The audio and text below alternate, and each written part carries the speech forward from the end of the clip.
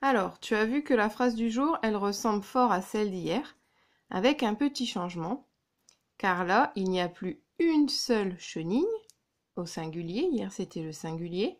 Aujourd'hui, il y a plusieurs chenilles. Ça veut dire que c'est le pluriel.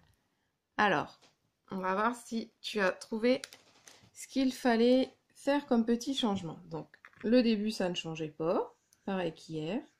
La petite fille. On n'oublie pas le I de L. La petite fille. Je bouge un peu parce qu'il y a un reflet pour que tu vois bien. La petite fille regarde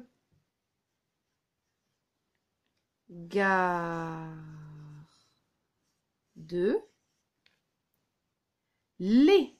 Alors là, c'était les. L-E-S. Les chenilles. Je vais l'écrire en dessous pour avoir plus de place.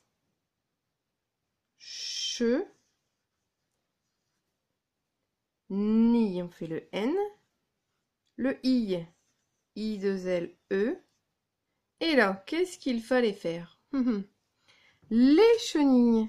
Donc, à la fin de chenille, est-ce que tu as pensé? Il fallait mettre un S. C'est un nom. Chenille, c'est un nom. Et quand les noms sont au pluriel, on met un S. Les chenilles, on met un S. Si tu as oublié, tu le rajoutes. Jaune. Jaune. J-A-U-N-E.